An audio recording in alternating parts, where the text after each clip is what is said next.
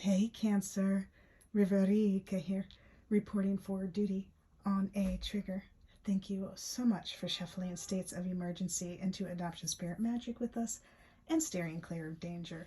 Heartily, we are grateful. In this session, we are exploring your obstacles and how to transform those into building blocks. But before that, some disclaimers. I'm not a doctor, lawyer, therapist. I'm a fortune teller, so what I share is no substitute for their services. Furthermore, what I share does not determine your future. Only your intentions and actions do. So please use your gifts of discernment before deciding what to gather and take away.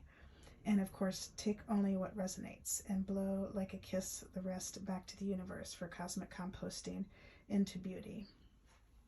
This reading is intended for fun and games, for shits and giggles, for entertainment, for flexing our mind, body, heart, soul, spirit, intuition, and emotions. And at the least, I hope to cause harm to none.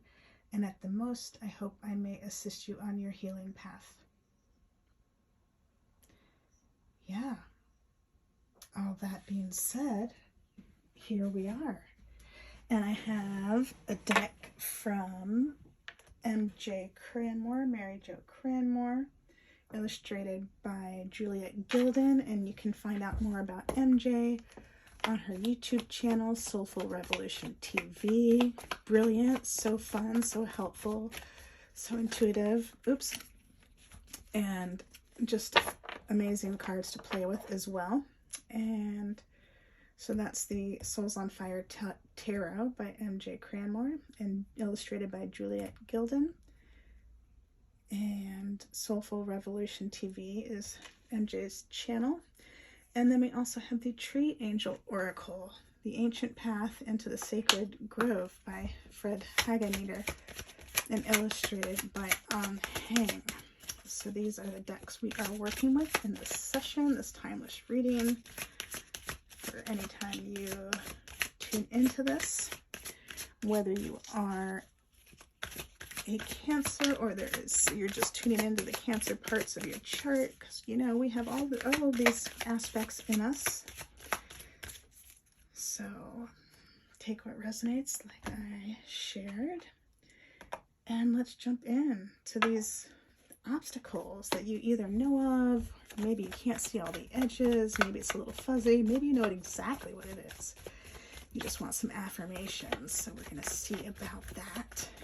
You are a whole, full, loving, powerful spiritual being, and so am I, and we thank your source and my source, and we thank your spirit team, angels, galaxy guides, ancestors, saints, sages, gods, goddesses, universes here for the highest love and light as well as mine.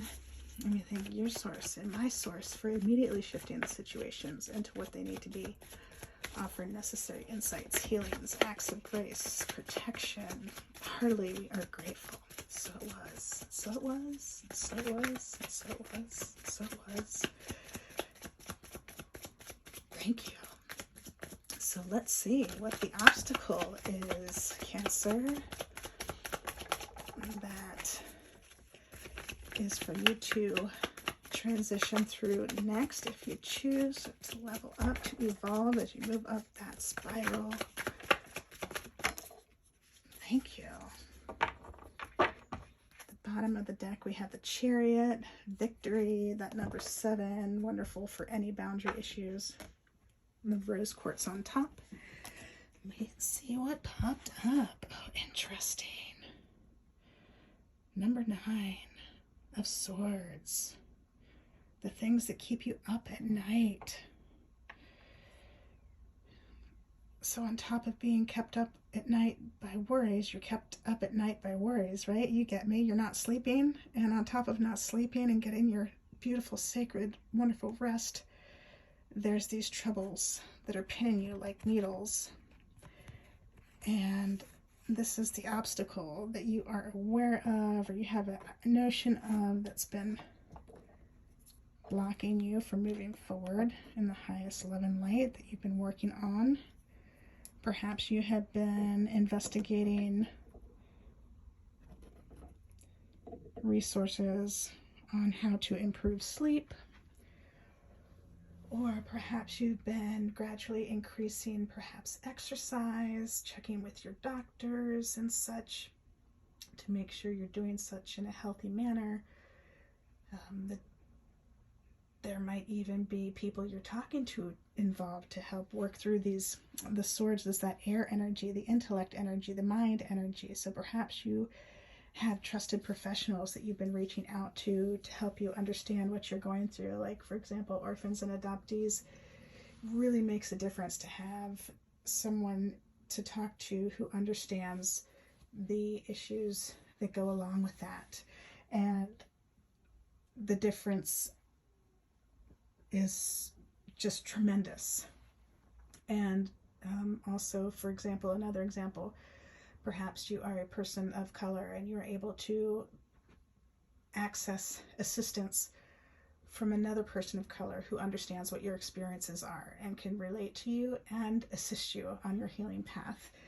And so all that to say, all the different ways that that plays out, all the different examples that that plays out in different people's lives, you can take it as it resonates.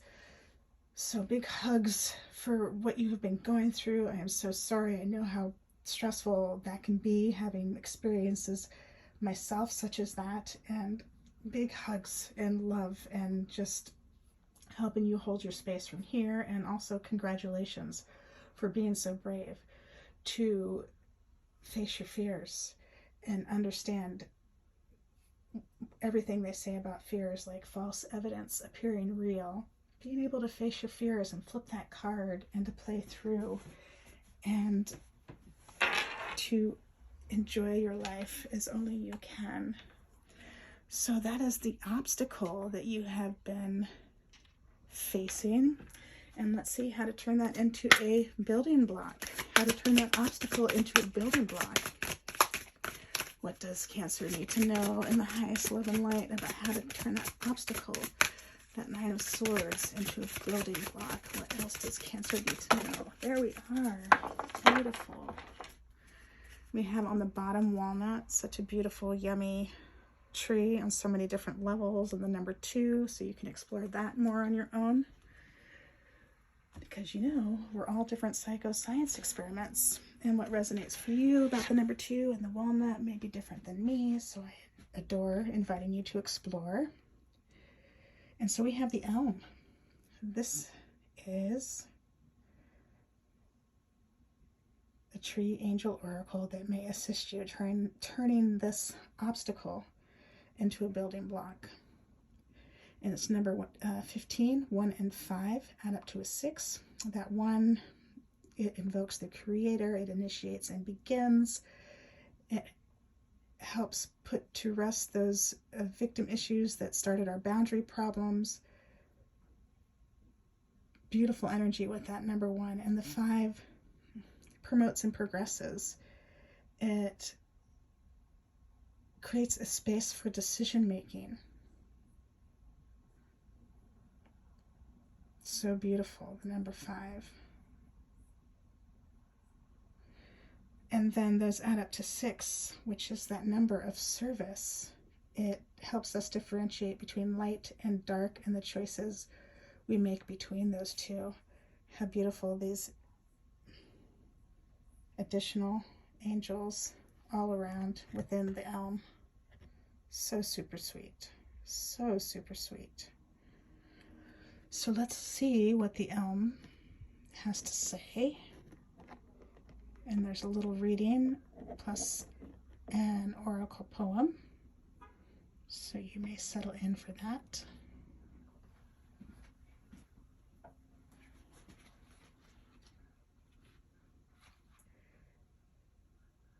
The elm.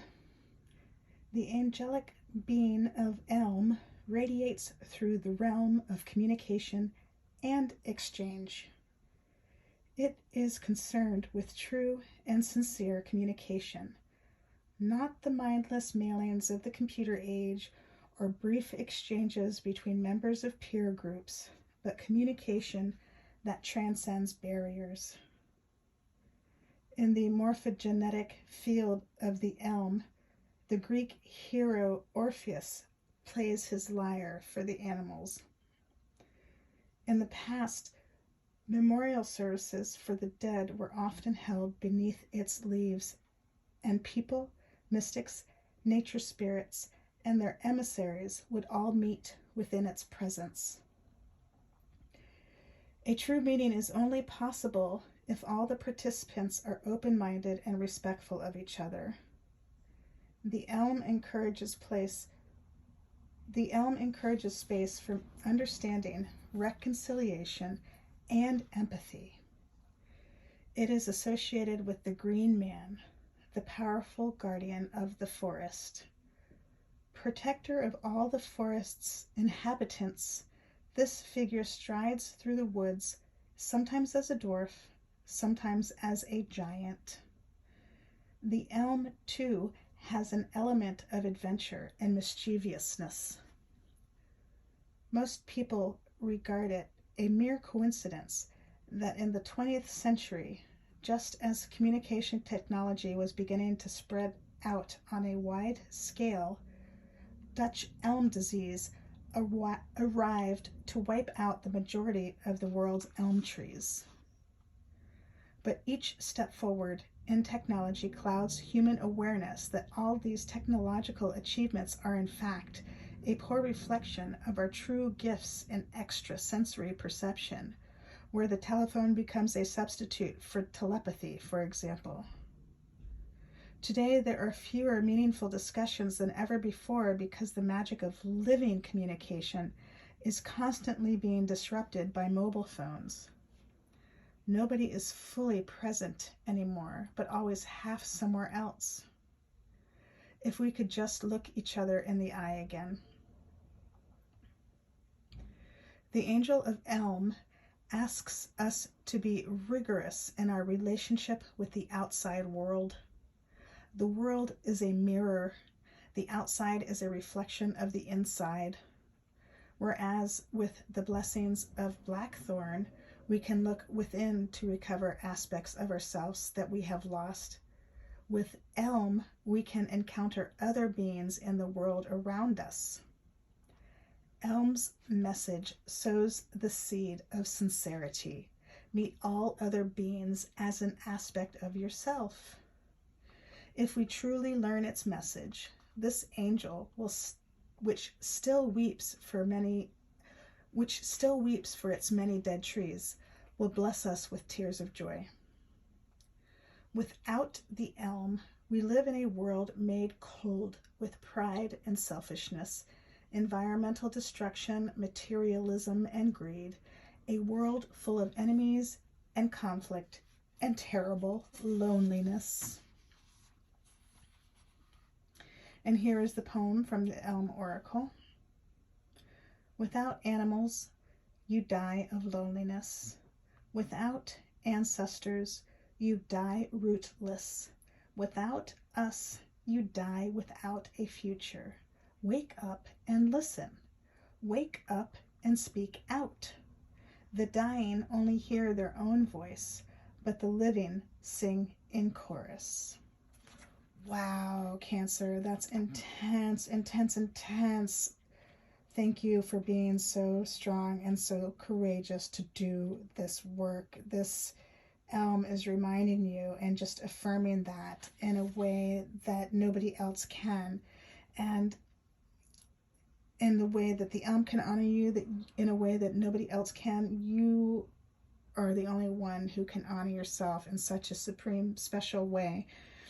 And taking these gifts from the elm, for example, and so beautiful, so beautiful. And again, thank you for being so strong and so brave to overcome what you have to get to where you are. We are so grateful, and big hugs, because that was no easy feat, to say the least, right? So big hugs, and just sending you lots of love and light. Thank you so much. So that Cancer is what we are seeing in this reading about your obstacles and how you may turn those into building blocks. Thank you so much for helping breathe life into adoption spirit magic. Heartily, we are grateful. Until next time, ciao for now. We love you all.